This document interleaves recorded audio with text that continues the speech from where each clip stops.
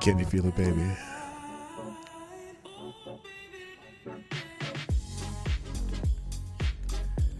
I sure do. Good. Damn. Morning, people. Happy Thursday. You know what day it is. FTG Thursday. And I think Gunfox gave me a couple of them already up on the board. Gunfox 61. You are the new Streamlabs Superstar sponsor of the day, already dropping 3 Hamiltons in the tip jar and sending me some articles. I wanted to say hi and let you know that today is just like most days on the Morning Night Live. But if you're new here, you'll know that we spend most of our time talking about what's hot on the iron, known as trending topics in the world and on news and things like that. And I have a content strike coming up on the 2nd of January. So when we did the show where we highlighted the White House holiday decoration video, a company called, I don't know what the name of the company is, SME, I think, did a copyright claim on that particular show. And so I immediately appealed it because it's ridiculous. First of all, that video is produced by an entity of the U.S. government. So whether or not the people who had the music in the background own a copyright or not, when the U.S. government produces something, you can't really make a copyright claim on people reporting on it, and particularly since I do a news and information show. This is a news show. I do commentary on things that are happening in the world. It's clearly fair use, but they denied my my appeal, and I went ahead and did a 7-day appeal. I wasn't going to do a 30-day bullshit, and they denied the petitioner denied the appeal. So they say they have a legitimate takedown notice, and it's ridiculous. It's, in fact, it couldn't have been any more fulfilling all the 4 principles of fair use. And so I've sent some messages to YouTube and got some typical boilerplate, pick one of these boxes, send this answers. And so we're going to see over the next few days whether or not this becomes an actual strike. Now, I don't know, when you only have 1 strike on your channel, I don't think you're limited. You're limited for a week, I think. But I'm still gonna fight this up until the end and see what happens. And this might be worth it to just take the strike and not be able to broadcast on YouTube for a while, because I'm more than happy to crowdfund this strike and get some lawyers involved and basically have this be there's a name for it when you abuse the copyright system, and this is absolute abuse of the copyright system by this company. This is one of these companies that buys rights to certain things, and then they try to extort you, or just take your revenue from it. Now, I don't even get revenue from these live streams, really, other than what donations. That doesn't count because donations are not within the monetization process. That's outside of the monetization process. But, you know, it might be, maybe, I don't know, 12 cents a stream or 5 cents a stream. But that's not the problem. The problem is the principle of this. And I hate these motherfuckers. And it might be worth it. I'm going to talk to a friendly attorney in my area that knows a little bit about copyright law and see what we can do. But it might be worth it because, you know, if winning a case, I certainly could get, I think it's an automatic fine of $10,000 or, you know, compensation from the person abusing copyright infringement laws. So I don't know. Who knows? Or I may just drop it. But I just want to test one of these companies on this bullshit. But anyway, that is not our main topic today. So that's the last you're going to hear me talk about during this show. More so, this person over here got me thinking about the twisted logic of the trans rights, gender, whatever, gender, whatever activists.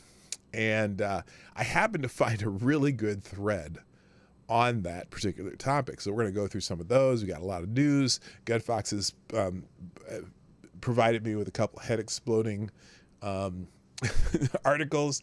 And if you guys have more you want to send me whatever you want. We'll certainly be happy to take the deuces and Hamiltons and whatever else you drop in the tip jar. Or if you just want to tell me something and you want to get my attention, you know how that works. You can sponsor the show on YouTube, Rumble, or best way is Streamlabs, links up in the top of the YouTube chat. And also make sure you share the stream. Make sure you are, hit the like button during some time in the stream. That helps. That helps almost as much as monetary donations, because this channel will not grow without you. Because somewhere along the line, I pissed somebody off at YouTube. And so my streams in particular do not get sent out to anybody. So sharing the stream is a great way to help me out. All right. Should we get into the show? Maybe we'll do that by playing the intro. Johnny, do your thing. Ladies and gentlemen, coming to you live from the Lucky Dog studio in a hidden location somewhere in the upper Midwest of the United States of America, it's a brother making his own way, but with all the wrong opinions. Welcome to the Morning Night Live with your host, the one and only Dawg Knight. Oh, yeah. All right, stop the music. Good morning, everybody. Welcome to the Morning Night Live. I'm your host, Marty, also known as Dawg Knight on the internet. Welcome back to the Dawg Knight Channel on this beautiful, fourth day of Christmas? 26%. It's the fourth day of Christmas, my true love gave to me. 4 calling birds, 3 French hen, 2 turtle doves, and a partridge in a pear tree. Okay, so it's the fourth day of Christmas. Christmas is still trending on the app formerly known as Twitter. It's trending number 1 still, so that's a big deal because it's still Christmas. It's not Christmas. It's Christmas until January 6th. I don't know if you knew that, but it's actually the Christmas is actually 12 days. That's where that song came from, and that's why some people don't take their Christmas decorations down until January 6th, which is what was the tradition in my house. Now this year, Lady Boomer and I are going to take the lights down probably this weekend because it's still fairly warm in the Twin Cities for some reason. More proof of global warming, by the way. Yeah, so it's still Merry Christmas and also Happy New Year as we come towards that day of the last day of the year. All right, let's say hi to everybody and get this thing started. First in the chat over to Rumble, Mr. Avocados Diablo gets the bell. And also on Rumble, looks like it's just you and Gunfox. You guys are alone over there. Oh, no, it says there are 11 watching on Rumble. If you're watching on Rumble, say hi in the chat. Come on now. Just say hi in the chat. Even if you're not going to stay, say hi. Come on now. Yeah, so, and Gunfox61 is also in the chat at Rumble. First in the chat and YouTube's also Avocados Diablo gets the bell. Also, good morning, GDSOB, Tyre Alexander, the Gentleman Lich. Do I do it? What the hell? Tyre Alexander, the Gentleman Lich. I love doing that. Also, good morning, Ravon Harris. What's up, my friend? Tyler F's in the house. Don Julio, Gulf City Biker and Trash Man. Simon Wolfwood. My favorite Canadian, Jaeger Pony. Mike Savage. Blarg. Scribe Light. Scribe. Scribe. There is something conspicuously missing from your name. But you know what? I'm going to do it anyway. Dog Thrapple. Anyway, also good morning to I don't. Oh, did I? Wait, was it way up here? Were you? No, you. No, there's no Dog Thrapple. I got you though. I took care of you, brother. Also, who's here? Attack Alpacas in the house, and is this all there is right now? Oh, Maddie's in the house. Hi, Maddie. Nice to see you. And sure you Gospel's in the house. Good morning. And I think I already said got Gunfox, but Gunfox is over in the YouTube chat also. Mike Savage and Cryptic are over on Rumble also. Black Hebrew Israelites here. That's right. Good to see everybody here. All right. The most fair election in history. Wait, what? Twitter users saying that there was no illegal voters or ballots in the 2020. Oh, God. I don't want to get into that. Oh, Jethro Hedor, what's up? Nice to see you. And Jason Who, I see you there. Okay, it took me a minute to go. I had to scroll back up a little bit just to make sure I didn't miss anybody.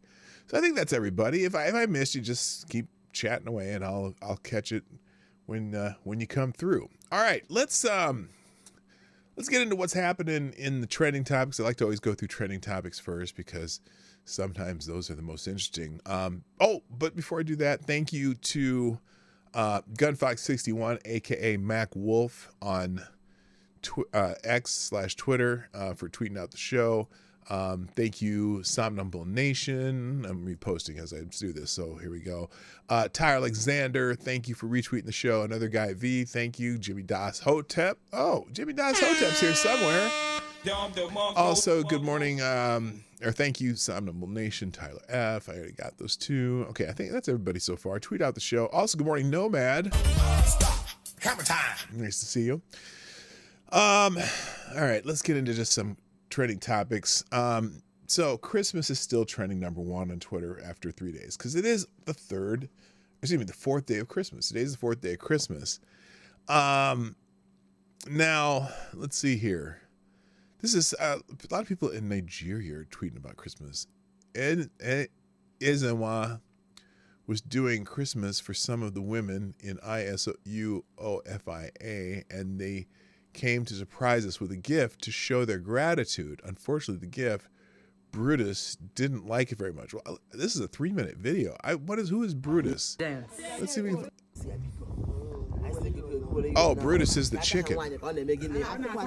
They brought a chicken. Ezenwa was really touched. But the chicken's not happy. Is the chicken named Brutus? Or is the kid named Brutus? Little did we know that Brutus was not happy with this gift. Oh, the kid wasn't happy with the gift. Okay. Hello, Rachel Maddows Dildo. Jesus. Amen. Thank you, Jesus. Thank you, my Thank you, Jesus. Thank you, my Thank you, Jesus. Thank you, my name of the Father. As soon as the aunties finished their prayer, he came to attack. Oh no. Oh, Brutus is the dog that is attacking the chicken. Oh no. Okay. So anyway, that's cute. Enough of that. No, because of you. Who doesn't like free chicken?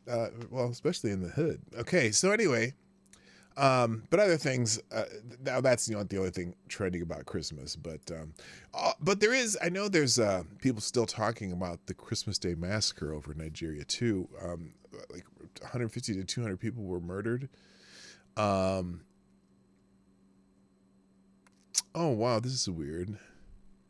This is very commendable. An Igbo man is giving out 3 million bags of rice and other food items to the people of Ihayala in Anambra State for Christmas. Igbo Amaka. So this is 3 million? Jesus, that's something else.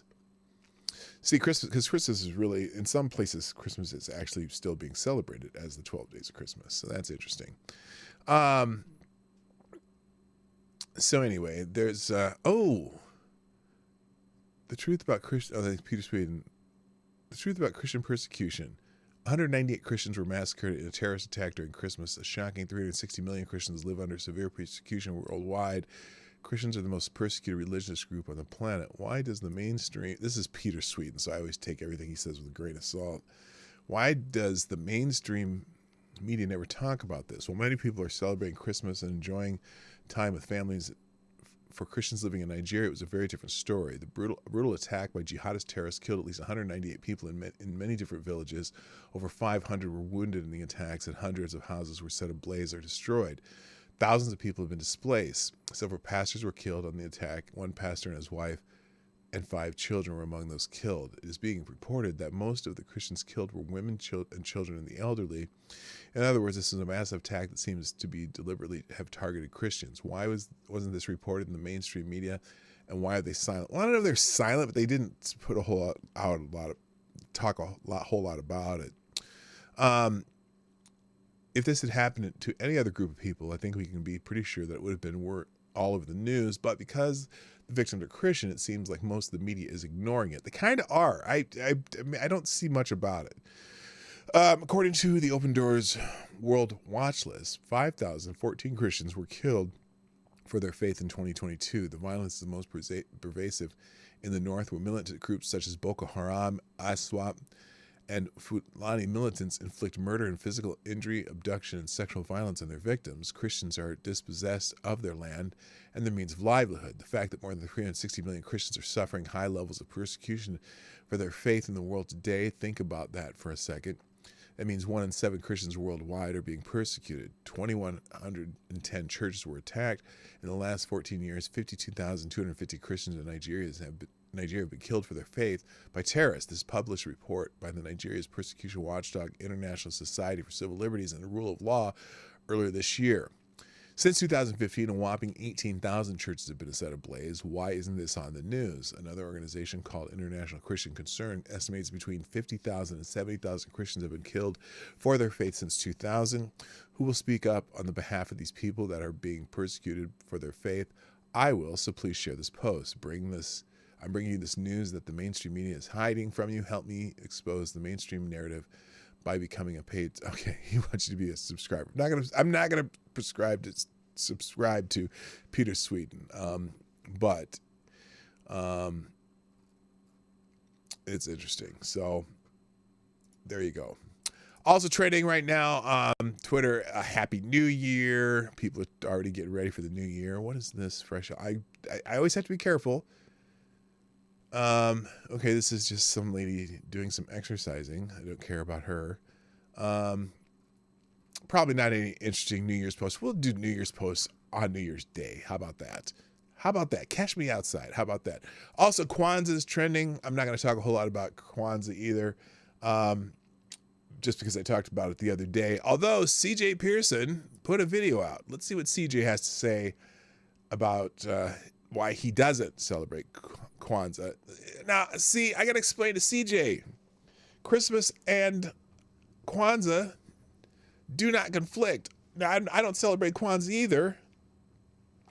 But, oh, by the way, good morning, Andrew Thorsten, Darren Root, what's up? Renee Mayette, how you doing? If they're Christians, no one's going to care about them. Insane. Yeah, especially in this country, they don't care. They just don't care. Our media doesn't give a shit if Christians are attacked because they're Christian. They don't care because they are the oppressors in this country, and so apparently the oppressors cannot be oppressed, even though it's being oppressed in other countries. Here's CJ talking about Kwanzaa, and I'm just really curious about this. And a religious holiday versus a cultural holiday are two different things in my eyes, and even though I don't celebrate Kwanzaa. So here we go. Figure out what this Kwanzaa nonsense is. Because I have never celebrated Kwanzaa, never intend to celebrate Kwanzaa, and for all my life I've celebrated Christmas, the birth of my Lord and Savior Jesus Christ, because that is what I believe. Okay. But apparently this holiday is supposed to be connecting me with my African American roots. But the thing is, I'm not African American. I'm American. Okay. I was born in Georgia, not Zimbabwe. I don't celebrate Kwanzaa, some fake holiday created by a convicted criminal who hated white people. I celebrate Christmas. Again, the birth of my Lord and Savior, Jesus Christ. Not some make-believe holiday that sounds as if it originated in Wakanda. I am so tired of these ridiculous efforts to divide us as a people. As a country, it's sickening, and it is so wrong, toxic, and evil. All right, so there you go. There's a alternative opinion to mine. I don't celebrate Kwanzaa either, but I don't care if people want to celebrate Kwanzaa. I really don't. Oops, hang on. I'm gonna stop that. All right, there you go. All right, also trending. Let's see. Let's get it. Tommy Smothers. Now, some of you might be too young to know who Tommy Smothers was, but Tommy Smothers of the famous Smothers Brothers. I'm having a hard time finding a picture of him here because, here he is with John Lennon and Yoko Ono. Tommy Smothers of the Smothers Brothers has passed away at age 86. It says, someone here says, so long to Tommy Smothers, one of the funniest people I've ever encountered on and off screen. The anti-war advocate, Tom also played guitar with John Lennon on the track Give Peace a Chance, which that doesn't help. But here's done tweeting for the day. Have fun sitting through it. Signal boost tribute. Far and wide, if you're inclined, rest in peace, Tommy Smothers. One more look at the master of the slow build 1 year before the Smothers Brothers Comedy Hour was greenlit. So there's lots of clips of the Smothers Brothers. If you're not sure who the Smothers Brothers were, the team is also trending. Barbara Eden, who is known as Jeannie on I Dream of Jeannie, if you're familiar with that, said, I just saw the news of the passing of Tommy Smothers. I had the pleasure and so much fun working with them, the Smothers Brothers, on the Smothers Brothers Comedy Hour. Oh boy, were those boys such a kick. Their talent from music to comedy was a joy to be a part of. My heartfelt condolences to Tom's, I'm going to say Tom's widow Marcy, as well as his children Bo and Riley. But most of all, to his dear brother Dick. The two of them were like two cogs in a well-oiled machine. Godspeed, Tom. You made us all laugh and drove CBS censors crazy. Surely you're inciting laughter up in heaven. That's from Barbie Eden. So Jeannie.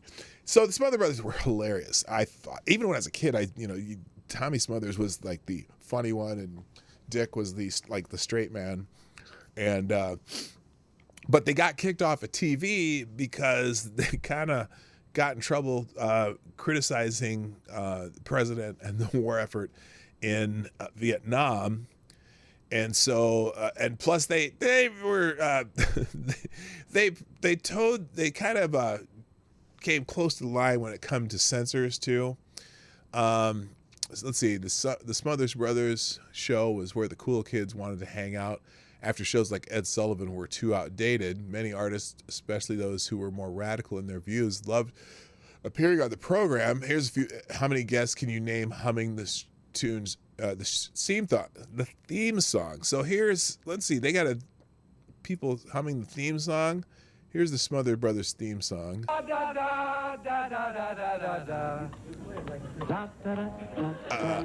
have no idea who that is. I know the face, but I don't know the name. That would be Liberace. This is, he's Robin Williams' idol. Can't think of his name. what is this guy's? He's a comedian. He was funny too. Jonathan Winters. He was hilarious. No idea. There's Harry Belafonte. Liberace again. Barbara Eden of Get Smart. No, Barbara Eden? No, Barbara Feldman. Barbara Feldman from Get Smart. Don't know who that is. Nanette Fabre. Ray Charles. No idea. I don't know. Oh, that's the dude from Jefferson Starship Airplane. I don't know who that is. That I don't even know. I don't know the rest of it. Why don't we skip the... Okay, I have no idea who these Are people you sure are. Bing Crosby started this way?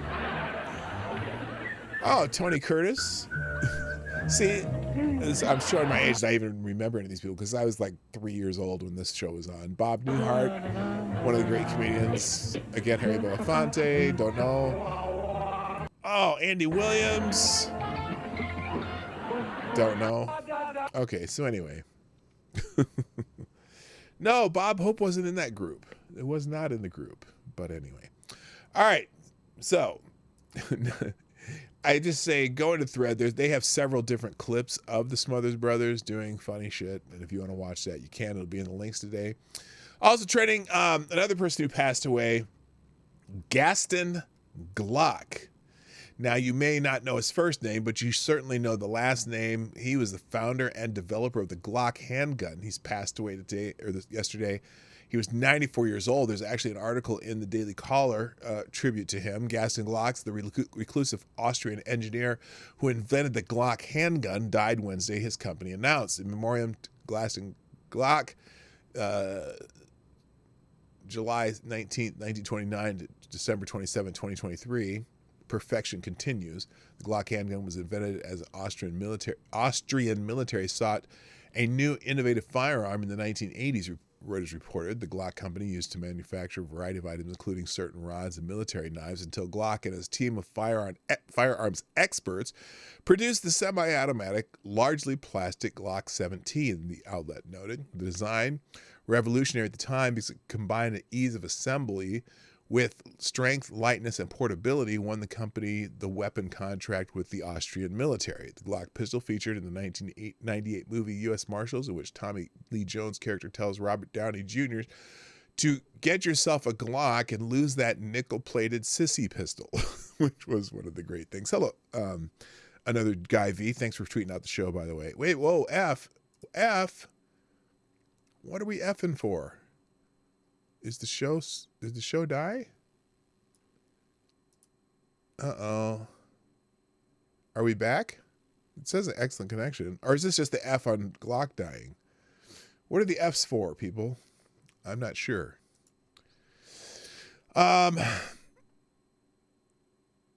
These things are so cool. They shoot underwater. You can pour sand in them and they shoot every time. It's a good choice, Jones' character later says of the Glock pistol.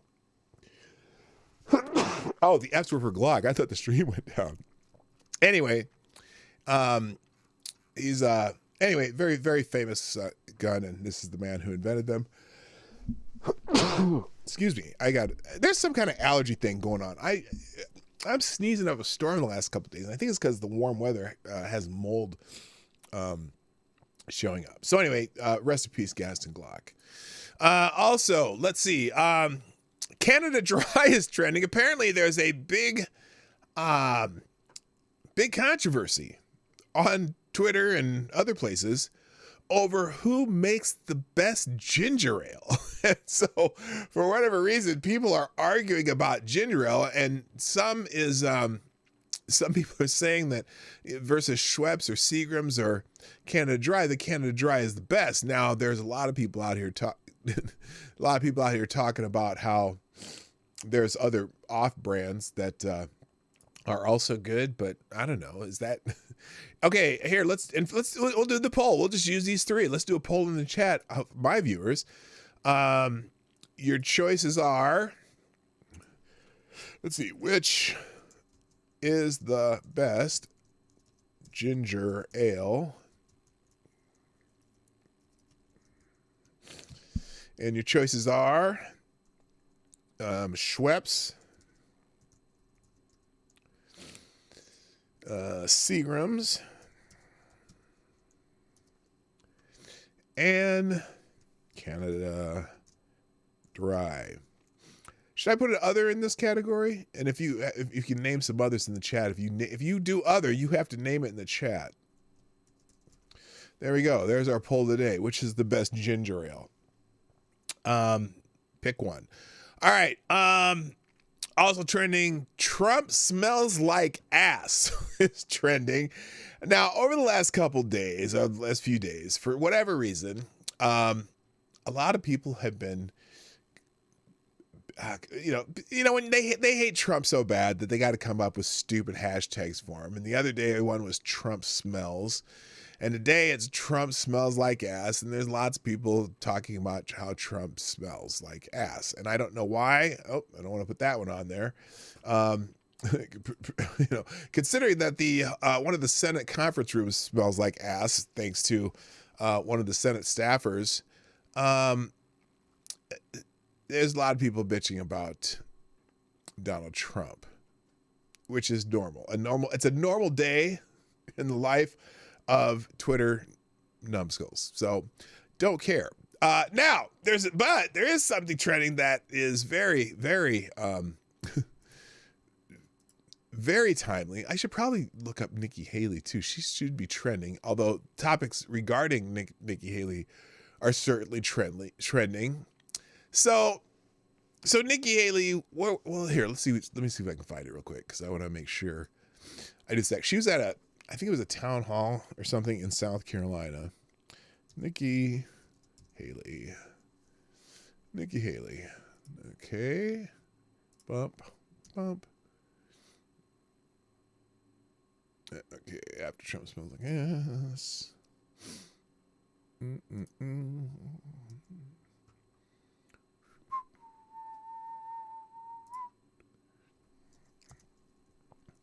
So Nikki Haley's trending because of a little bit of a faux pas she made at a town hall when someone was asking her why, what caused the Civil War. And I don't know. First of all, I'm trying to figure out why exactly someone in an audience asked the question. Who thought of this question for a town hall? But the funny thing about this is you would think the uproar among the media would have been far worse than it was. You think I'm sure every talking head was talking about it briefly, but there's an interesting phenomenon, and Glenn Greenwald brought this to my attention. So basically, if any other candidate refused to say slavery and glorified the Civil War this way, CNN would have declared a national racism emergency. But because DC elites are so desperate for Nikki Haley, watch CNN blame the voter for asking, then say her imperfect answer doesn't matter. Watch this clip from CNN. I know you've all heard people talk about this, but watch this clip from CNN and how they couch this. And this is very interesting. Front. Nikki Haley is in New Hampshire tonight making her case to voters. In New Hampshire, I'm sorry, not in South repeatedly. Carolina. She was asked tonight, just a few moments ago, by a voter about what was the cause of the Civil War. This is how she responded. Now, it's a weird question. Why? What exactly does that question have to do with anything? And frankly, she should just blamed it on Democrats, but she didn't. Hello, number one. What was the cause of the United States Civil War? What is the purpose of this question? That's what I don't get. And yes, I'm knocking the question, but I'm not a fan of Nikki Haley either, because I think she's going to cause, if she is elected, she'll cause more wars than that one. But anyway, here's her answer. Well, don't come with an easy question or anything. I mean, I think the cause of the Civil War was basically how government was going to run, the freedoms and what people could and couldn't do. What do you think? Lots of people, confused looking people there. I'm sorry? No. Oh, notice the little thing they put up here too. Look at the thing. Sorry? Hang on. Freedoms and what people could and I want to show you couldn't this. do. Watch what the CNN puts What up do you here. think the cause? Nikki Haley flustered by voter question on cause of civil war at New Hampshire town hall. Okay, Civil interesting. War was. I'm sorry? Well, what the fuck does that have to do with running for president in 2023? I'm trying to understand the question, but her answer is certainly lackluster. I mean, I think it always comes down to the role of government.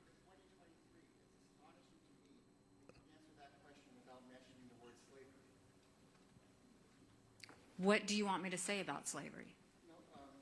You answered my question. Thank you. Next question. Now, listen to how No, they... it's not the average town hall question, but she did seem surprised by it, and the voter, as you could hear there, called her out for not mentioning slavery. What do you make of that answer? Hello, If I Shrapnel. were her, that would have been pretty easy to just say that and move on. But it's also, I think, pretty clear that that voter was kind of trying to catch her and saying something that would potentially make her less appealing to those independent voters in New Hampshire that she's going to rely on. Well, it so probably heavily. worked. So this was an easy question to answer. I It wish probably she had answered worked. it using the easy word, say slavery. There's a disagreement in our country about it. But ultimately, I don't think it's actually going to hurt her. In some standing states, one it way or wasn't, another though. with Republican primary voters at this point. For example, Tennessee, I mean, a lot of states, it was obviously slavery was certainly on the table. People, all those states that took Lincoln off the ballot, and Lincoln still became president of the United States. Lincoln was favorable to the abolitionists, all those things. And also the fact that Lincoln amassed a new army of 75,000 people is one of the reasons that Tennessee got into it. But slavery certainly was on the table, and you almost have to mention that if somebody in the United States asks you about the Civil War, right? But Slim Tito, what's up? Slim Tito 02 is in the house. So I don't know why she couldn't. I don't know how she couldn't put that answer in, but it is a dumb question too. I'll give them that. But it's funny how they're kind of giving her a pass on this. Now imagine if Donald Trump did a town hall. And it's the easy answer, not the complete answer, but it is the easy answer, right? I would not say the cause of the Civil War is an easy question to answer. No, it's far more in depth than that. There are lots of elements to why the Civil War happened. But the fact that was her best answer, I don't know. This is pretty lame. I mean, but imagine if Donald Trump or Ron DeSantis or Vivek gave that same answer. CNN would be in their ass, just ripping them to shreds. But Nikki Haley is the establishment candidate that they want.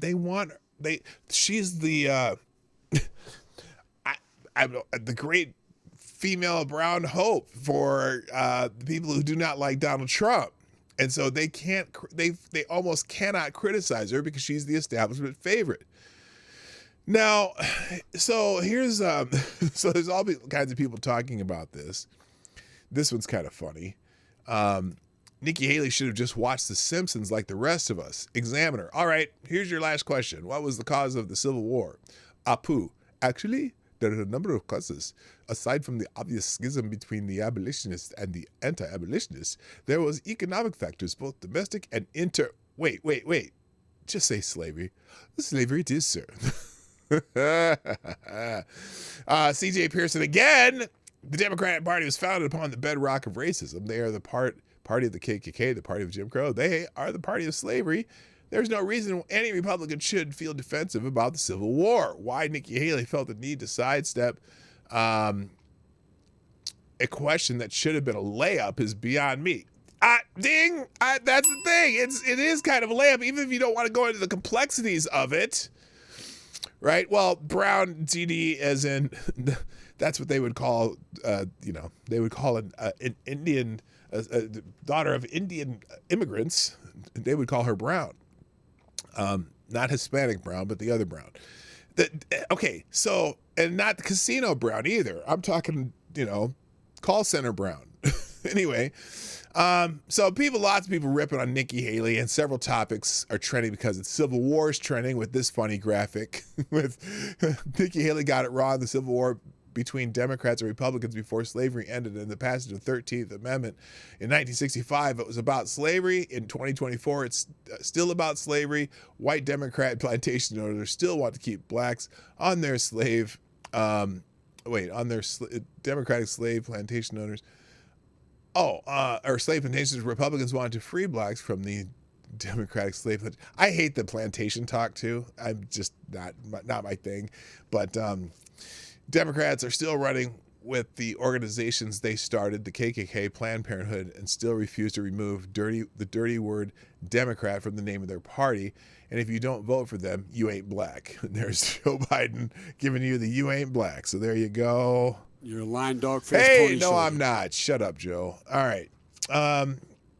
Enough of that topic. Let's see. Also trending because of it, though, is the word slavery.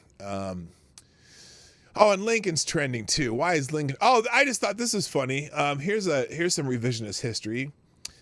Ibrahim Lincoln was Palestinian. He was assassinated by the Zionists. Okay, that's not true. That's just funny. That's just funny shit. So just don't take it seriously. All right. Let's see.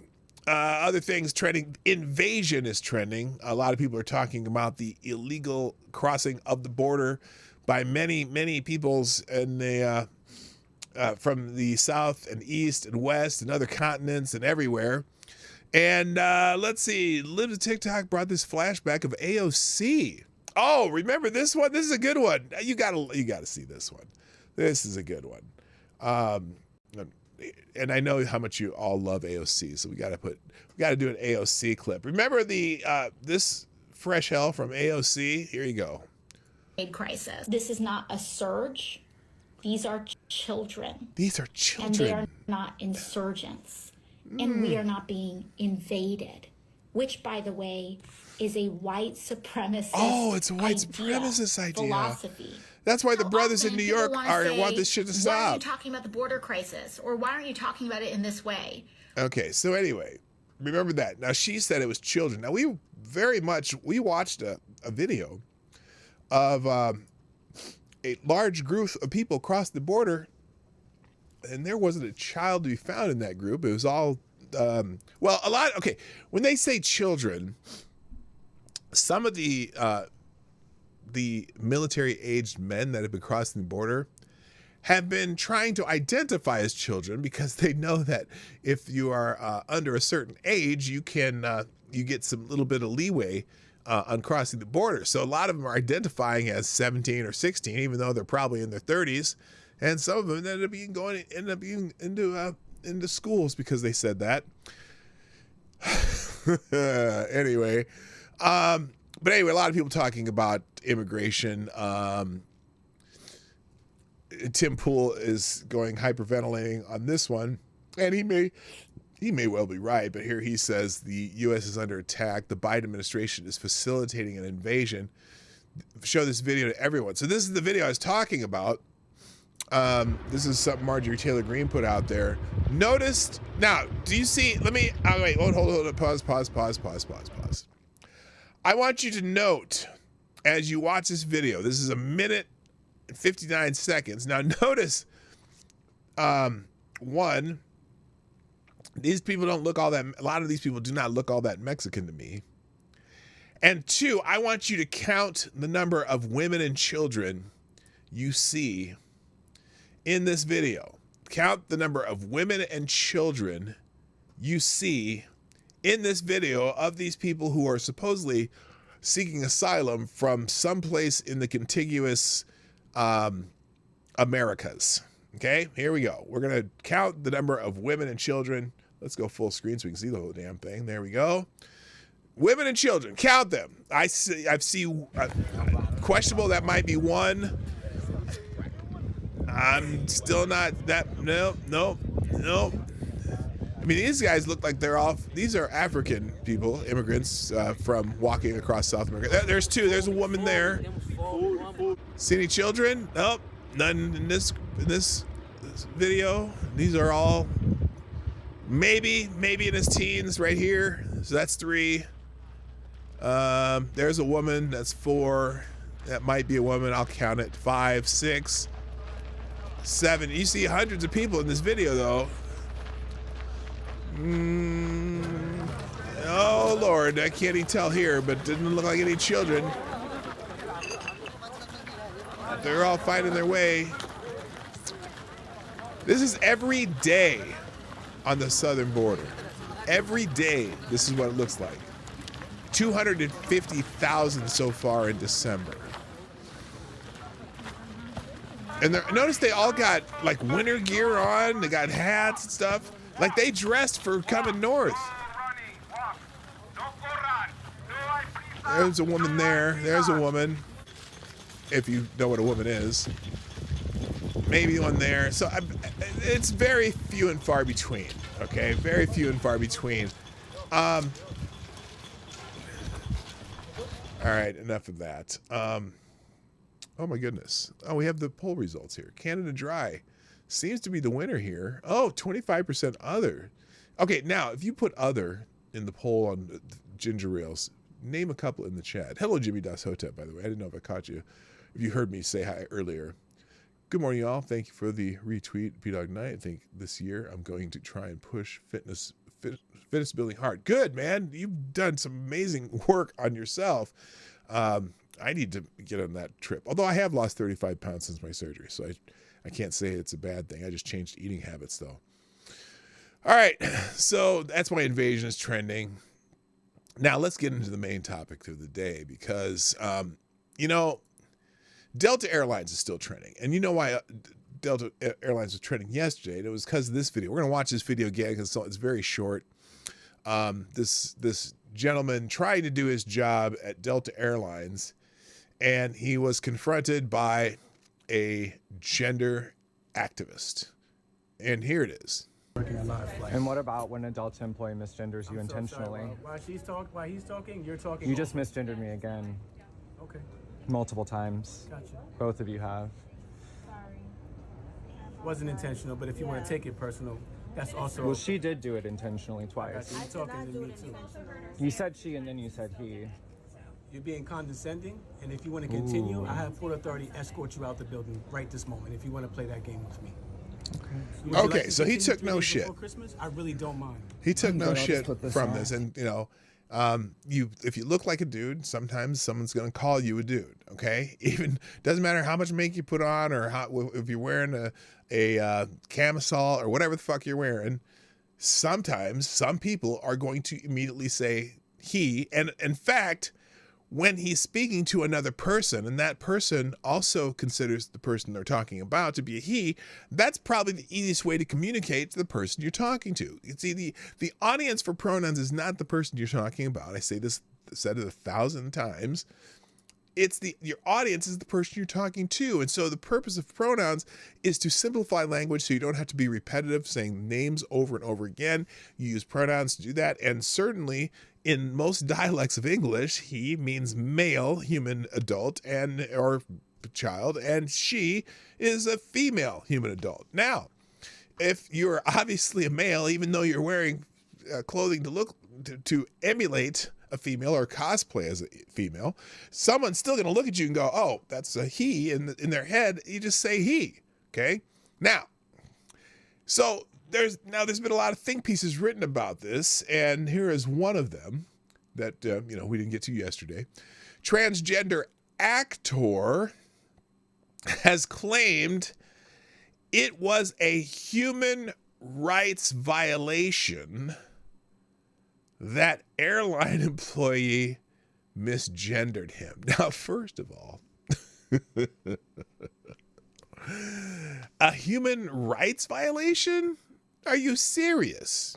Okay, a human rights violation would be something that would not, like if you weren't allowed to travel, you whatever, being insulted is not a human rights violation. If you're insulted by what someone says, that has nothing to do with being a human rights violation. But transgender actor claimed that he suffered a human rights violation late last week by being misgendered by a Delta Airlines employee.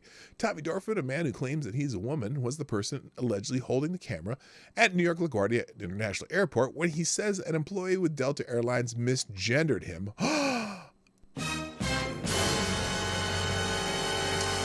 In the video, Dorfman complains that he was misgendered because the airline employee called him a he. It wasn't intentional, but if you want to take it personal, that's okay, the employee responded. Dorfman continued by complaining that another woman intentionally misgendered him twice.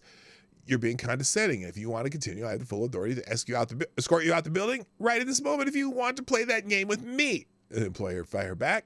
Would you like to continue 3 days before Christmas? I really don't mind. I'm good, Dorfman responded. Now, he claims that he was the victim of a human rights violation because of the incident. Quote, when you try to advocate for yourself at Delta and are met with even more transphobia and threats of being arrested at LaGuardia? Wait, threats of being arrested or just taken out of the building for being obstinate? He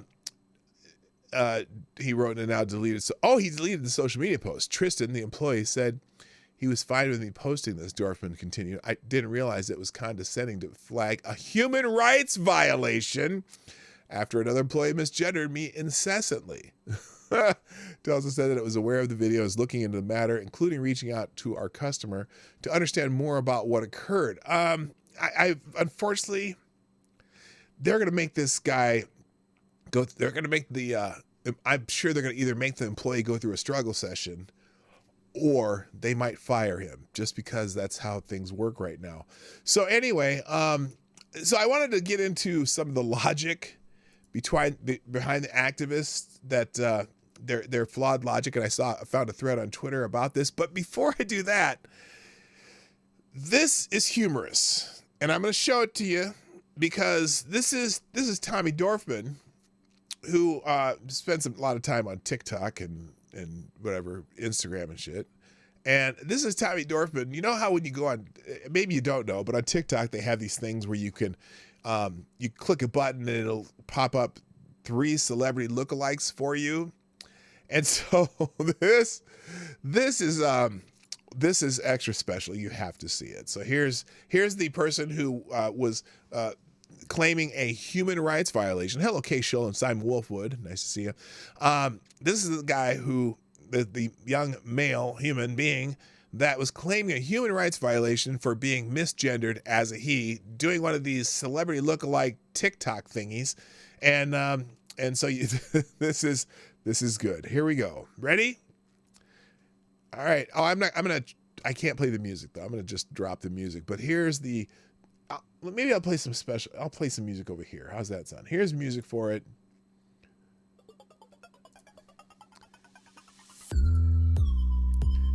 Top celebrity. Okay, here we go. Oh, it's Daniel Radcliffe, BDS 5, and Tom Holland. Oh my God. Oh no.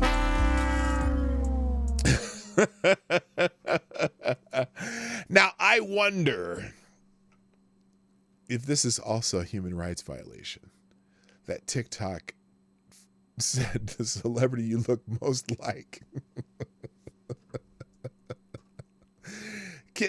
Now, maybe he understands after he's doing this why a Delta Airlines employee might mistakenly misgender him. So anyway, so let's go through some of this was a great thread it started in 2021. This is a couple years old, but it happened to pop up in my feed, so I'm going to go through it. The logic of trans rights activists. So let's just give some statements that are contradictory by trans rights activists. Number 1, I don't know what a woman is, but trans women are definitely women. Second one, trans women are at risk of being assaulted, raped, and even murdered in men's spaces. So let's open up women's spaces to men. Gender is fluid. Your gender can change from hour to hour or with the cycle of the moon. But a teen's gender identity is innate and immutable, so the only answer is to sterilize them and amputate parts of their bodies. Do you see the logic in that? Anti-trans hate is at catastrophic levels, and there are evil genocidal TERFs everywhere. TERFs, trans exclusionary radical feminists. But the massive surge in teens identifying as trans is due to increased social acceptance. those seem to be contradictory statements. Become your true authentic self by pumping your body full of wrong sex hormones, taking voice training classes, and having your genitals chopped off. Those are the things that'll make you your true self. You don't get to decide how other people identify, but you're cis, whether you like it or not. Oh, snap! Check out our new line of asexual lingerie. I should have been dinging all of these. Why are all these vulva owners so obsessed with people's genitals? This is an inclusive space, so your ideas aren't welcome here. This is classic. A woman with a penis is just as much a woman as any other. But please, give me money so I can have my penis turned into a vagina. Only then can I be my true authentic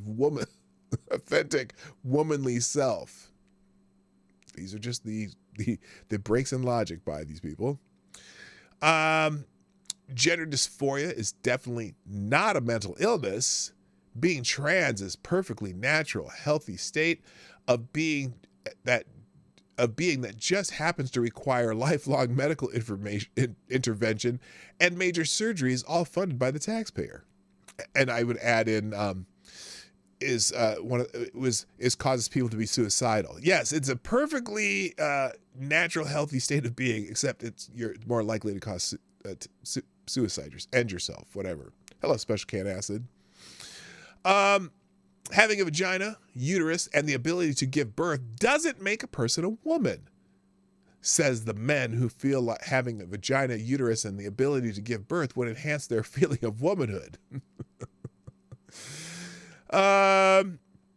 Sex isn't binary, said the male to female transsexual. The other part too, well, if sex isn't binary, so you're non-binary, isn't binary and non-binary a binary? If you say you're non-binary, you're part of a binary because you're either binary or you're not binary. So you're binary either way. That middle-aged lesbian philosophy professor's beliefs are making us feel unsafe, said the mob wearing black balaclavas and carrying smoke bombs. Let's see. There's no conflict of rights, but the women who put up these stickers deserve to be arrested for transphobic hate crime. Oh, here's one. We strive for inclusion and equality, so close your account and fuck off.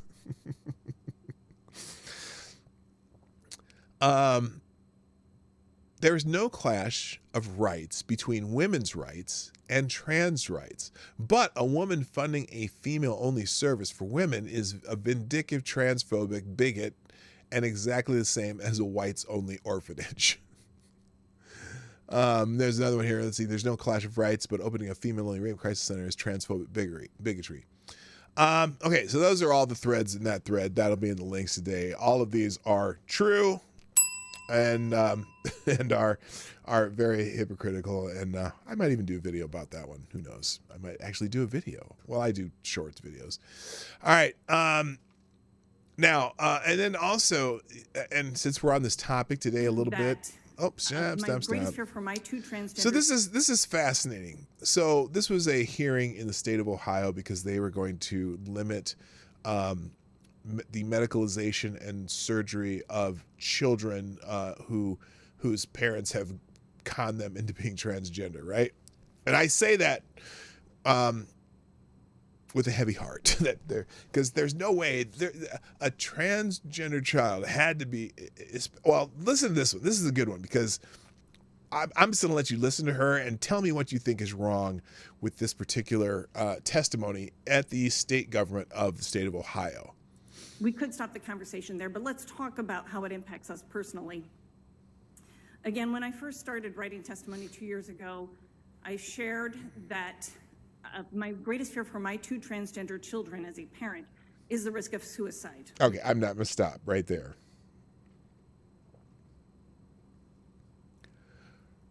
Her 2 transgender children. Her 2 transgender children. What do you think the odds of that are? What do you think the odds of having 2 transgender children are? Now, it may be, it's possible that she adopted them because they were trans. Of course, for her 2 transgender children are her trophy. They're her meal ticket. There's her reason, because she gets to talk in front of legislatures and probably write books and get praise from activists. Oh my gosh, you're such a wonderful person because you have 2 transgender kids. The odds are probably infinitesimal. Oh, you say it's 100%? That's her odds? Oh, the odds of her having 2 transgender children. Yeah, probably it is 100%. But anyway. We've heard about that a lot tonight. And so she's saying that, it's because they're blackmailing people with this suicide argument. And what's interesting is there are studies in other parts of the world that have shown, and repeatable studies, that that transition doesn't stop people from the thoughts of ideation of suicide.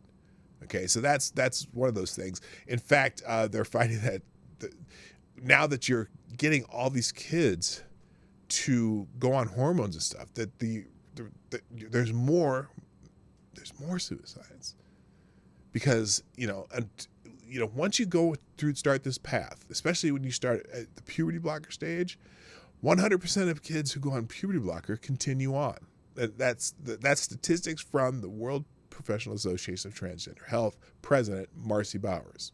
Okay, not one goes beyond that, comes back from that point of return, and the ideation of suicide in those kids doesn't change.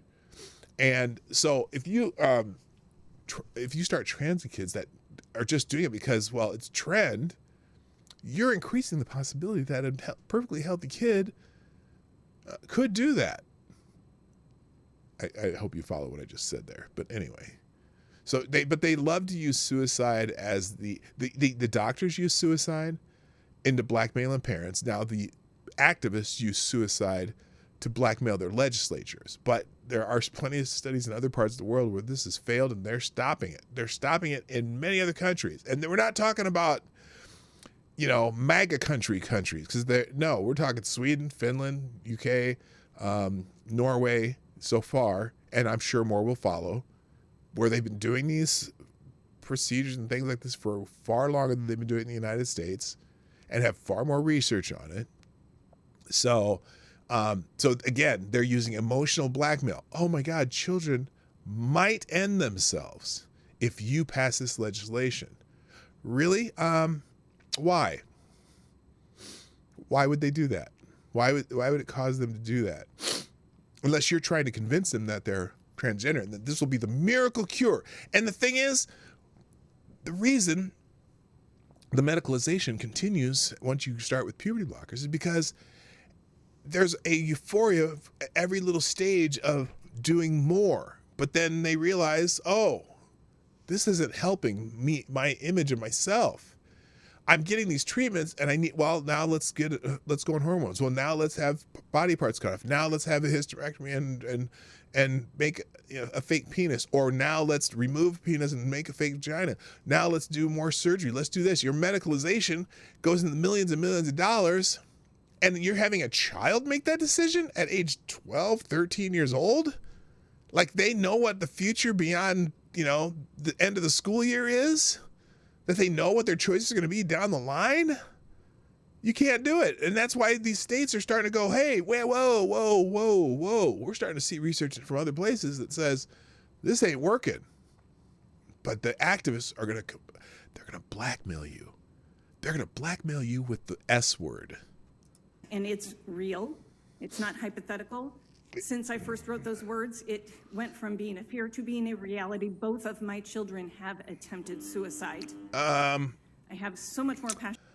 And I wonder what part of your parenting doesn't allow that. I thought in a supportive home, your two transgender children both attempted this because you say it's because they're not accepted. They're not getting the support. Well, you're the most supportive parent. How did that happen in your home? Maybe it's something besides the trans issue that has nothing to do with their image of themselves. There's probably something else wrong, because you're the epitome of a great mother, right? You are super supportive of your trans children. Why would they, perfectly adjusted trans children, still do that? You're the proof that has nothing to do with it, whether they're accepted.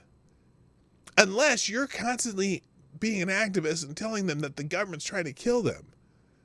Oh, is that what you tell them? Or are you just trying to be a good parent? I don't know. I don't want to put this all on her, because the kids clearly have something else wrong. Okay. But certainly, probably, I wonder if part of it is, geez, our mother just keeps pushing this shit on us and I just can't deal with it. I could share with you, but I will stop there. Okay, she stopped there. But you certainly, you got the attention you wanted. Boy, you're in front of a state legislature because you're that good mom who allows, who is a good, you're the good parent. Well, you're the good parent, and your support didn't help your child.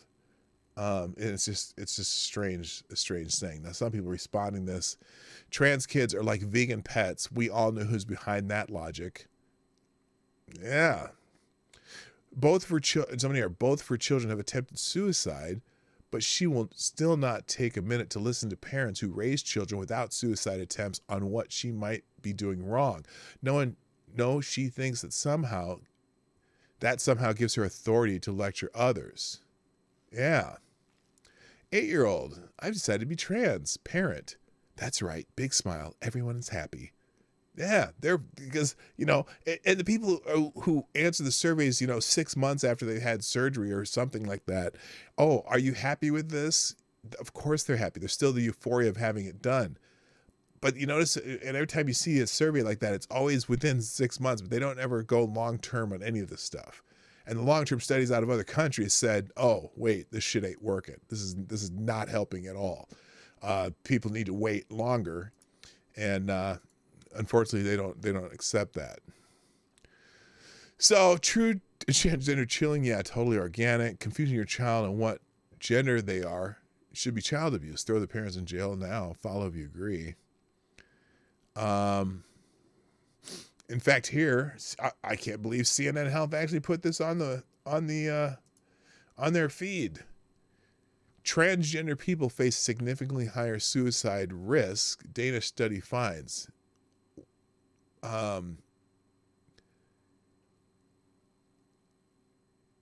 But as long as the media pushes this and it doesn't stop certain influencers in TikTok, these statistics won't go down. But yeah, the two transgender children, someone says it's 0.04% possibility. Anyway. And then the last thing on this topic, this guy, what I said, trans logic. And here's another example of trans activist logic. Now this is, I've seen this person show up a couple times in my feed with some ridiculousness. So let's watch this one real quick. The graphic here says if trans women aren't women, why do I have to immediately do this anytime I'm out alone at night? So here it now, this is Cannon Hotep. What's up, man? I see you there, brother. Oh, and Gabrielle Clark. What's up, Gabs? Nice to see you. This video, I have questions, and we'll get to it after I play it, because if trans women aren't women, why do I have to immediately do this anytime I'm out alone at night? So here's the video. I'll turn the music off because I can't stand it. It's sad music, and it's ominous, sad music. So I have questions about this video, though. I have questions. Let me start over. Here's the video. Just pretend there's sad music playing. Okay, so this trans person is getting into their car, her car, its car, and locking the doors and looking around and whatever, and just looks so worried. Okay, interesting video, right?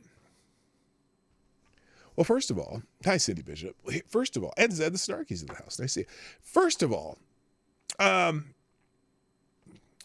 question is, if you immediately have to do this anytime you're out alone, well, first of all, once you're in your car and you lock the doors, why are you looking around? You're just afraid you're going to run over somebody? Oh, wait a minute. But you got in the passenger seat because this video is backwards, right? Use the TikTok video camera. I got a question. Who set up the camera for you in the passenger seat? And how are you going to drive your car from the passenger seat? You lock the door and look around because that's what you're supposed to. I lock my door when I get in the car too. That's what I'm saying. What do you mean if it especially if I'm in certain neighborhoods? Hello, Mark Smart. What's up?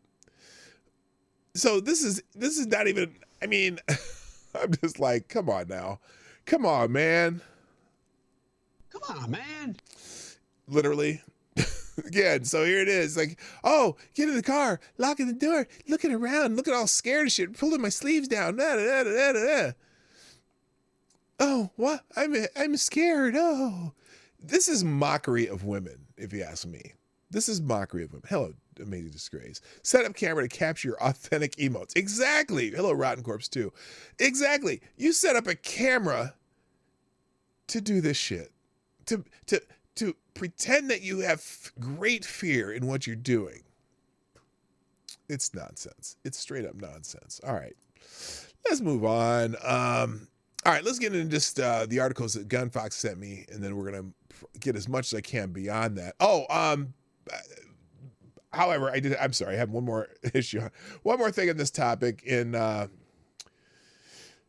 Media Research Center TV, MRC TV, new year looming, NCAA is still silent on keeping men out of women's sport. At the end of October, 9 Republican governors sent a letter to the NCAA's Committee on Competitive Safeguards asking the organization to review and rewrite the policy allowing so-called transgenders into women's sports. It's a letter that has received a muted response. Here's the letter.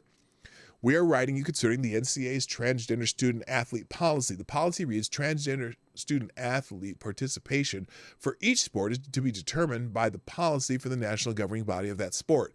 We understand from our own conversations with NCAA President Charlie Baker, who is also a former colleague of ours, that your committee is responsible for reviewing this policy and recommending changes to the NCAA Board of Governors.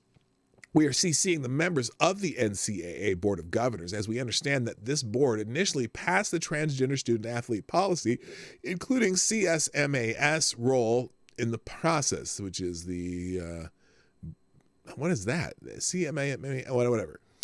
The NCAA has a chance to guarantee an environment where female college athletes can thrive without concern of inequities. We trust that you will also want to guarantee such an environment. But this policy allows the NCAA to avoid responsibility for ensuring fairness in collegiate sports. Therefore, it must be changed. As former competitors, you understand the years of blood, sweat, and tears that it takes to succeed at the high level. excuse me. Competing in sports has so many benefits. We learn grace and victory and poise and defeat and the importance of teamwork in every aspect of life. For young women, Title IX guaranteed them an equal chance to compete. And if these young women worked hard enough, they could earn opportunities for collegiate scholarships and other success and recognition.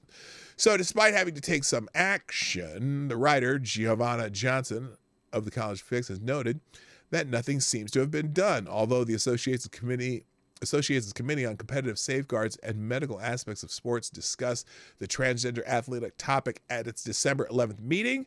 It took some sort of action. Took some sort of action. According to a copy of the agenda, there have been no public announcements about any specifics. So while the state governors who wrote the letter wait for a response, some suspect the reply they will eventually get may be in the form of a penalty. The NCAA previously penalized North Carolina for having common sense and required people to use bathrooms that match their gender. 2006, or their sex. Stop saying gender when you mean sex.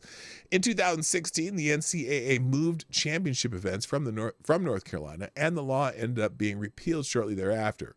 Governors who signed the letter: Sarah Sanders of Arkansas, South Dakota Kristi Noem, Mississippi Tate Reeves, Oklahoma Kevin Stitt, Missouri Mike Parson, Wyoming Mark Gordon, Montana Greg Giaforte, and Nevada Governor Joe Lombardo, and Texas Governor Greg Abbott. Now, what's interesting in Montana, isn't that where the Cece Telford was in a D2 school in Montana and moved from the men's track team to the women's track team and set the NCAA Division II record in a final in a 400 or 800 or something like that. Anyway, so there's been no at least outward response to that particular letter from those governors, so we're waiting on that. Let's see. Oh, I'll just put this in the links. I'm not going to go through it, but the data's in. These are the gayest states in the United States. Apparently, the District of Columbia has the highest percentage of LGBTQ individuals in the United States. Now, that shocks me because I thought for sure it'd be San Francisco, but maybe, because they're counting states, not municipalities. So if you spread that out over the entire California versus the District of Columbia, I can see where that might be different. Because I also know Minneapolis is like the city with the second highest population of gay people, whatever. But the state as a whole probably isn't. And then they list other states.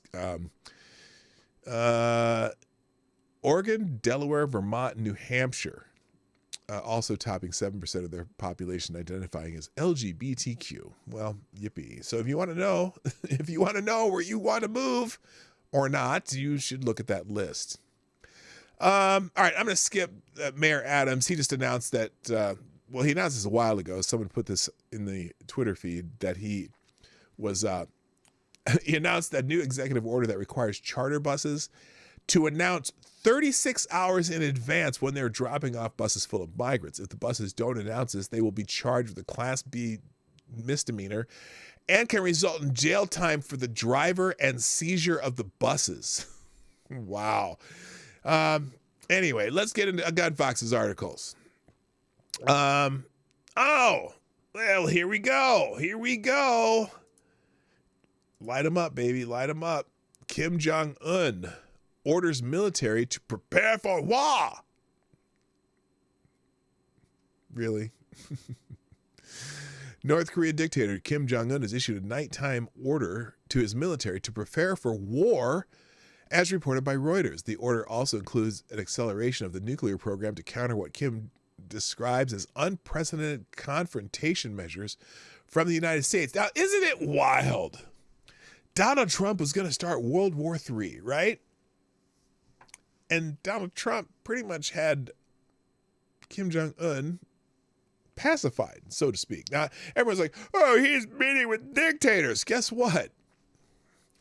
Was Kim Jong-un preparing for war when Donald Trump was president? Nope. But you have the feeble old sponge braid shit pants in office, and Kim Jong-un is preparing for war. This aggressive statement was made during a special meeting with the country's ruling Workers' Party. Kim set forth wait a minute. The country's ruling Workers' Party? Is there another party in North Korea? I don't know if there is. Kim set forth the militant task for the People's Army and ammunition industry, nuclear weapons, and civil defense sectors to further accelerate war preparations, emphasized the state Korean news agency KCNA, according to Reuters. The dictator also highlighted that the military situation on the Korean peninsula has become extreme due to confrontations with the United States mentioned earlier. South Korea and Japan, in response, have deepened their political and defense cooperation with the United States in anticipation of what is feared to be a record series of weapons tests from Pyongyang. Recently, a system was activated to share real-time data on North Korea missile launches, as reported by Al Jazeera.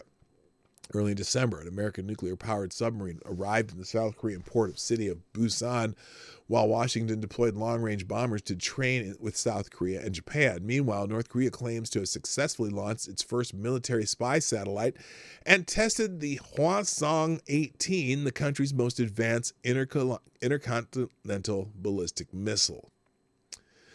And furthermore, Kim Jong-un has enshrined in the country's constitution that North Korea will remain a nuclear power, and less than a month ago warned that an invasion of South Korea is only a matter of time. So, he's sword rattling.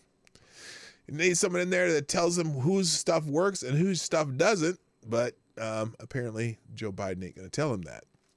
This is CNN, an opinion piece. Thank you, Gun Fox. Oh my goodness. This is just the headline alone. The headline alone's got me going. Hello, Selecta Boy. Yeah, boy. The headline alone got my head exploding. Kamala Harris is not a liability. She may be Democrats' best secret weapon.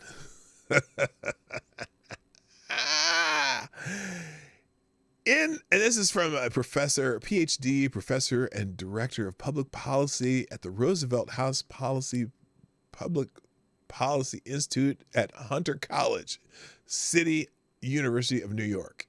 A little cannibalistic wizard also. Okay, let me prepare my brain for this.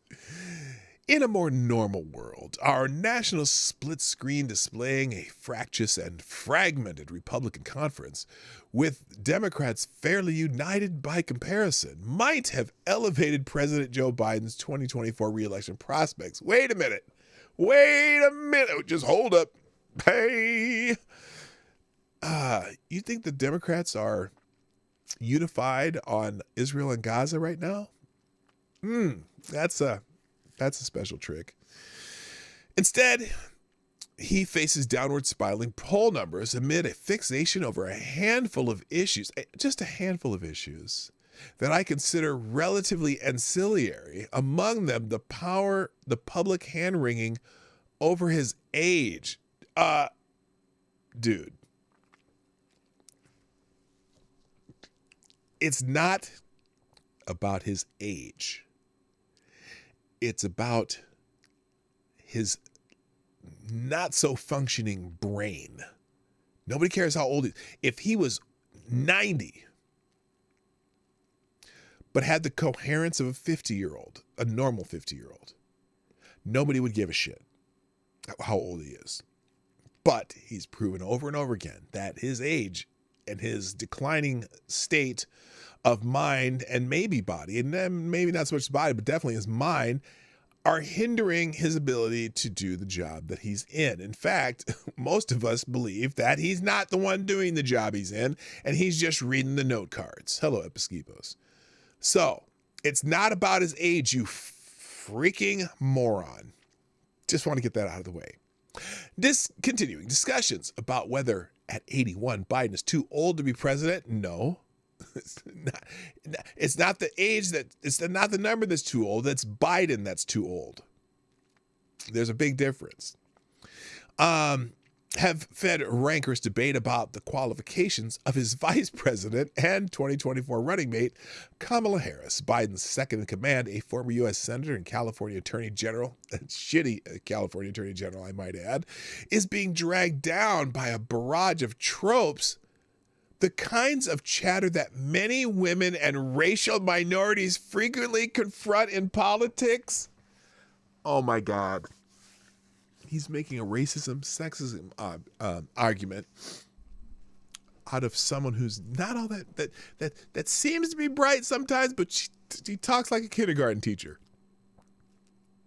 And he's blaming on the chatter that many women and racial minorities frequently confront in politics. Much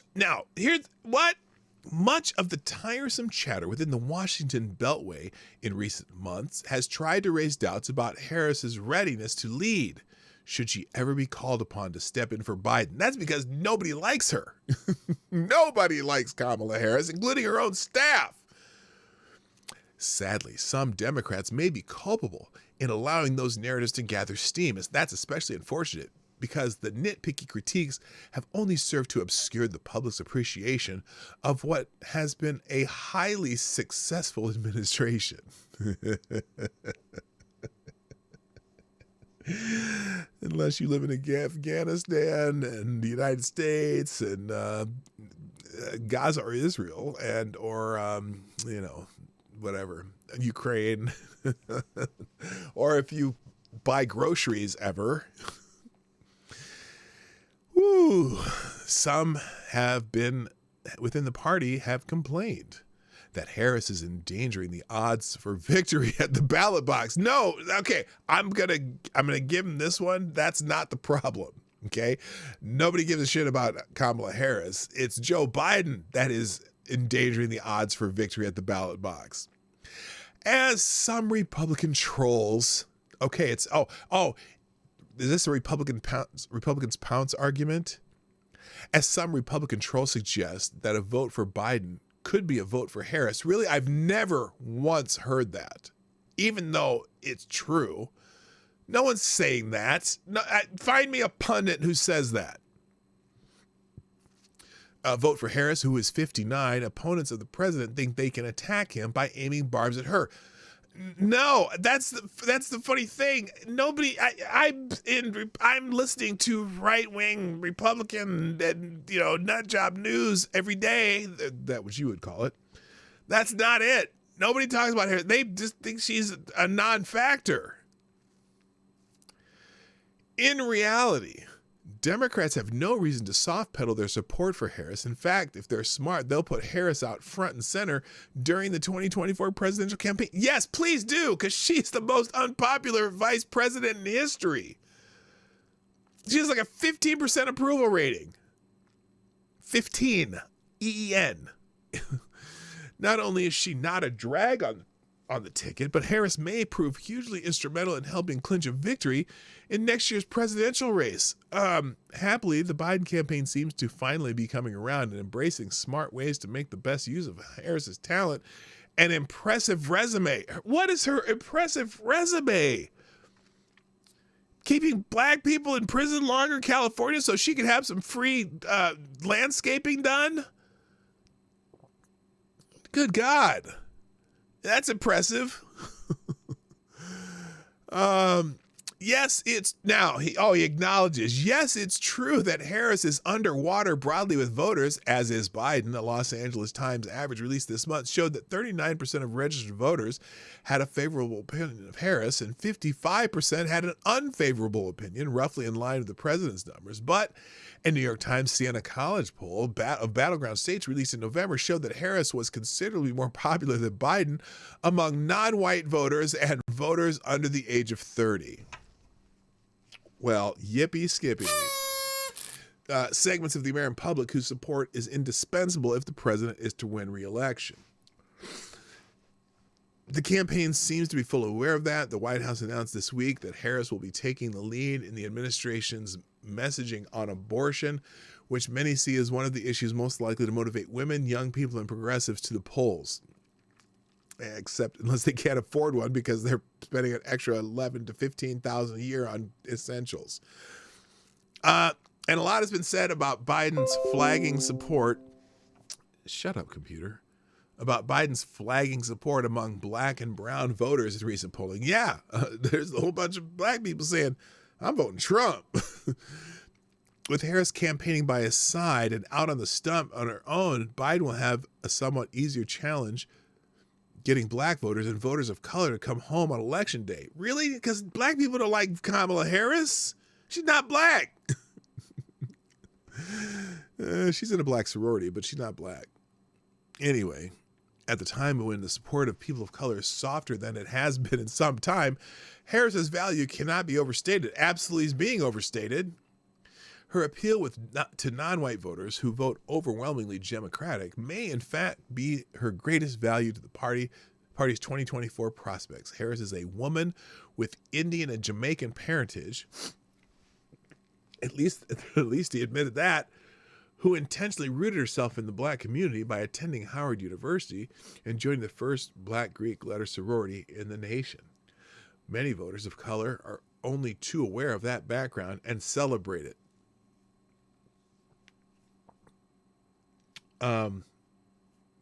Many voters of color. Is this like electeds of color? Like, when you say voters of color, you mean everybody but white people? Is that what you mean? Just say what you mean. In contrast to pundits who seem determined to see her as a liability. Oh, just the pundits do? I've been saying for some time that she should be given a stronger public platform. Well, you know what? He did make Kamala Harris the border czar, and she did gangbusters on that. And then what did they give her just recently? They gave her some other job too that nobody knows if she's doing anything. But she's just rocking I think if they put her up front, every first question in a town hall should be, so you are the border czar. What have you accomplished as the border czar? Let people start asking that, and ask her that in Harlem, ask her that in South Side of Chicago, ask her that in Denver, ask her that in Los Angeles, ask her that in all these sanctuary cities. Hey, you're the border czar, right? How we doing on that? Because she ain't done shit. And then, oh my God, in contrast, pundits who seem determined to see her as a liability, I've been saying for some time that she should be given a stronger public platform as a way of highlighting her successes. Name one success of hers. You have some videos of her questioning, Supreme Court justice nominees when she was in the Senate, but tell me what her successes are. Certainly not the border. Okay, that's complete abject failure, which is the one thing people are thinking about the most right now, because now they're seeing all these buses end up in New York City and all the illegal border crossers ending up getting free hotel rooms in a city near you. What are you talking about? After all, a Veep who is seen as competent, capable, and ready to lead can only be a good thing for any presidential ticket. Again, what have you done with your job as the border czar? Jack Diddley. I don't know if that makes sense, but whatever. But it's not just about the competence that she exudes. What competence? You haven't even given a single example of her competence. More Americans than ever view themselves with an intersectionality that will soon no longer need the validation of a white male leader to succeed. Oh, you're fucking a white male! Harris has changed the permission structure within her party and among the electorate. Her outreach will be particularly important among young voters. Really? Because the number 2, if Biden is gone, will be Gavin Newsom. You're fucking a white male! It ain't going to be Harris. Nobody likes her. In addition, next month's push on abortion, the campaign is ramping up its outreach to Gen Z voters on various fronts. In September, October, Harris' Fight for Our Freedoms tour took to college campuses across 8 states in a bid to continue the administration's outreach to this vitally important group. Harris's portfolio on reproductive rights, voting rights, and discrimination in education is tailor-made to appeal to this cadre of voters that don't vote in large numbers. Another issue in her portfolio that young people care deeply about is immigration. A historically thorny topic, but she can address firsthand. In fact, when confronted at a college campus in Flagstaff, Arizona, about America's immigration policies, Harris cited her own lived experience as the daughter of an immigrant mother for how she approached the issue. You mean your legal immigrant mother? No one's talking about immigration when they're talking about legal immigrants, dumbasses. They're talking about the illegal border crossers that are swarming the country right now. 7 million so far, maybe 10 million, who knows? 7 million that have had contact. So it's probably 14 to 15 million in reality. Here's another reason for Democrats to celebrate Kamala. She's a very, is that really, that was her, wait a minute. That paragraph was all they said about immigration. That's all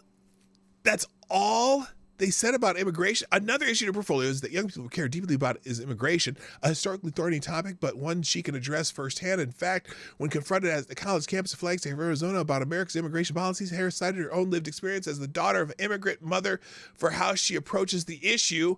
Here's another reason for Democrats to celebrate Kamala. That's all they said about immigration? Oh my God. She's very embodiment of what the party aspires to be, the kind of figure who inspired millions of people like me to enter the political arena. Jesse Jackson's primetime exhortation at the 1988 Democratic National Convention for the party to embrace the country's diversity inspired countless Gen Xers like me to become politically active. So what? Jackson's speech also gave us a front row seat to a highly impactful phenomenon, the explosion of women candidates and candidates of color running for seats at multiple levels of government, accompanied by the coded language and spurious metrics used to judge their qualifications. Oh my God, you're talking history to students who don't know shit about history, but you have one little paragraph about immigration because she's a failure in that area. You know it's her weak spot. Oh my God. So the rest of this is all about historical people and people of color, this and blah, blah, blah, stereotypical views of femininity. And then down here, given what potentially important asset she is, one can only ask why she has been so underappreciated and underrated. I'm going to guess it's racism and sexism. This is what they're going to say. What's he going to say? Criticism of Harris by detractors who question her value on the Democratic 2024 ticket has not abated despite the increasingly prominent role she has played in the Biden re-election campaign in recent months. Republicans pounce, only too happy to exploit this opening can cause irreparable and long-lasting damage. And that wouldn't be just hurt Harris. The Democratic Party and its election prospects in 2024 will suffer if the party doesn't defend her more forcefully. Even as Harris ramps up her outreach to Gen X voters, it seems more than likely she will face enormous challenges, unhappiness from some young voters about the administration's position on Israel. The issue thus far has proven to be a divisive one for the party. Oh, now you finally come to that. As she works to help unify fractious elements of her party, the president's change in tone on the war notwithstanding. Holy shit, this guy's delusional. This dude's, I can't read the rest because, well, one, I'm out of time. I'm going to get to this last article. And the rest is just, there's going to be articles in the links today. I'm not going to get to everything here. And then finally, Gunfox sent me. So Debbie Dingell was mad about Trump and his Christmas message, which I thought it was, you know, his message was tacky, but it's Donald Trump. So what do you expect? I don't care. Dingell reminds Trump about dignity following this ugly tirade as Donald Trump uses attacks against Representative Debbie Dingell, the Michigan Democrat, that reminded the Republican candidate about dignity and respect. Do you think he gives a shit what you said, Debbie? I don't think so. Donald Trump this week became the first major party White House hopeful in American history to honor Christmas with a message which he wrote in reference to his perceived political foes. May they rot in hell. Representative Debbie Dingell of Michigan told CNN soon after that the former president's harangue was one of the most pathetic Christmas greetings I've ever heard. Okay, and I tend to agree, but it's total Donald Trump brand. As my MSNBC colleague Chris Jan Limmer noted, the Republican apparently didn't much appreciate the Congresswoman's response.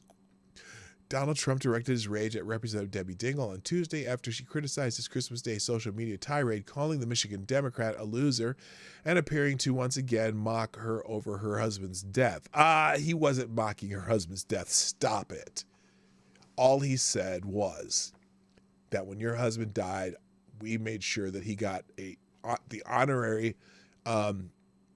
whatever burial that he deserved.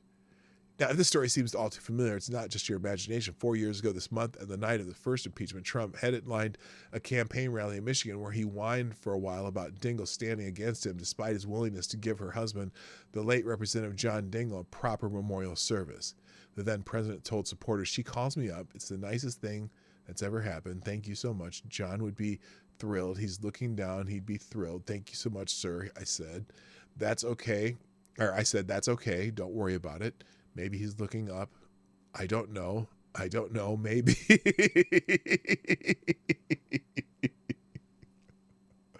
That's at a campaign rally. Dingell responded to Trump at the time, "You brought me down in a way you could never imagine. Your hurtful words just made my healing much harder." Yeah, that was wrong. That is absolutely terrible on Trump's part. It's funny, but it's terrible. It's fucking terrible.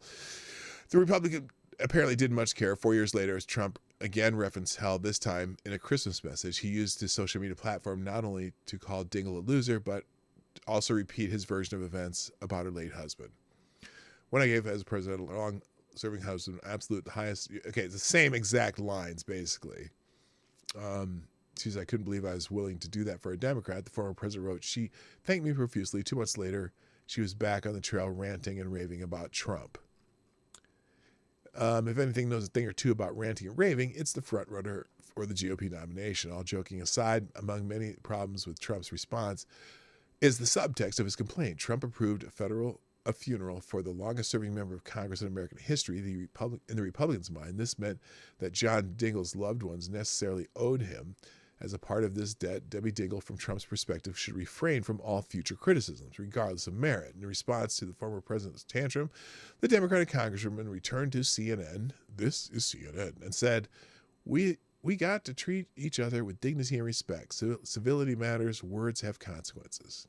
Dingell added, "Many people have had a tough, hard year. We need some calm, some love, some hope, not more negative words with division. And I think each and every one of us has the responsibility to stand up and ask everybody to treat each other with that respect and dignity." I have no problem. I have no problem with her message here. And I'm sorry, the maybe looking up was pretty low, but it's Donald Trump. That's his brand. Anyway, all right, gang, I gotta go. There's a bunch of extra articles in the links today. I can flash through them. Boycotting the woke worked. They're talking about how boycotting Bud Light and other woke companies has been working, and the company's been backing off on that kind of bullshit. John Fetterman told James Carville to shut the fuck up. I don't know what's going on with Fetterman. Part of it is for his support for Israel too. He's strong in his support for Israel. In PJ Media, a story on where Melania Trump has been. Remember, we were talking about how all the trending topics were saying, "Where's Melania? Where's Melania?" Well, there's an article on where she has been. There's also an article in Breitbart here. Ramaswamy has decided to repurpose his TV ad revenue funds he's been spending. He's redirecting them to other outlets he thinks are more advantageous to him, which some people are speculating that it may be his campaign winding down. We'll see what happens there. New York Post, Lauren Boebert has quit the race in the 3rd district in Colorado and is apparently going to run in the 4th district where there is no challenger. There's a, I I don't know. I don't think she lives in the 4th district, but apparently in Colorado she can run in the 4th district if she wants to. That's a weird move, but I think the Democratic challenger in the 3rd is pretty strong, and I think she probably wouldn't be reelected. I don't like this when people do this. I think you should live in the district you are running in. Breitbart, Trump ballot ban appealed to the U.S. Supreme Court by the Colorado Republican Party. So the Supreme Court has been, that decision in Colorado has been appealed. We'll see what happens there.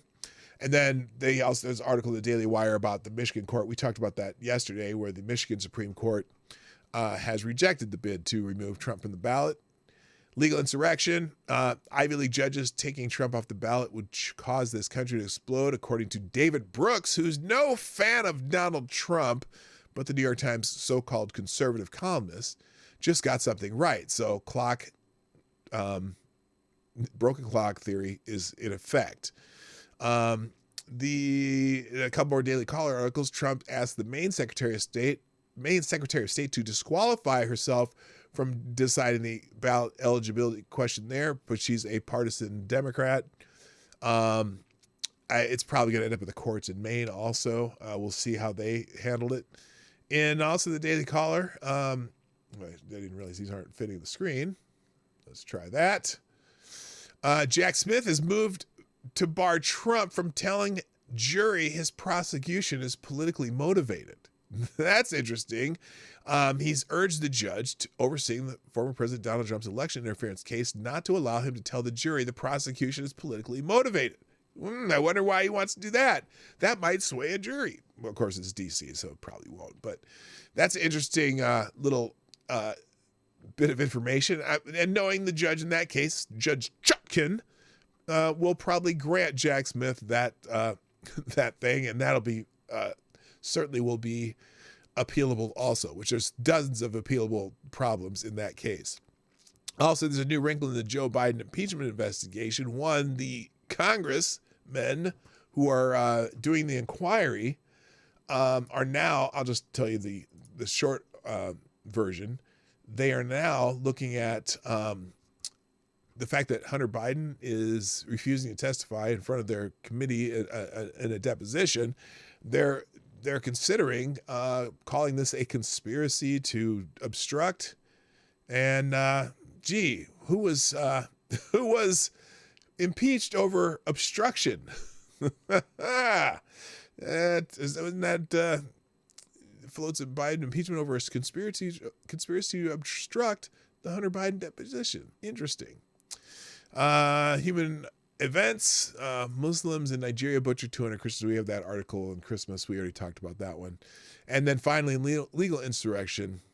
The New York Times is pushing a groundwater crisis. Remember, the word crisis will get you the results you want, to attack America's poultry and dairy industry. So they're manufacturing a water crisis, which, by the way, remember the other day, I told you about that one where there's a scientist in London saying that human beings breathing may cause global warming.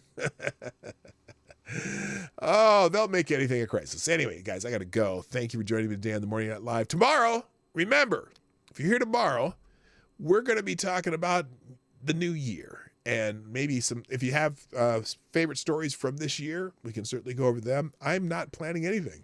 It's going to be a freaking free-for-all tomorrow. So we're just going to talk to the chat and have questions and answers, talk about things that you thought were cool in the new year or will be cool in the new year and what was crazy in the last year. So it's the rehash show and Q&A. It's going to be just very casual, and we'll have a lot of fun tomorrow. So join me tomorrow, as well as any other Monday through Friday at 10 o'clock Eastern, 9 o'clock Central on the Morning Night Live. This is it. I got to go. My name is Dawg Knight, and I am out of here. Bye-bye. Have a great day.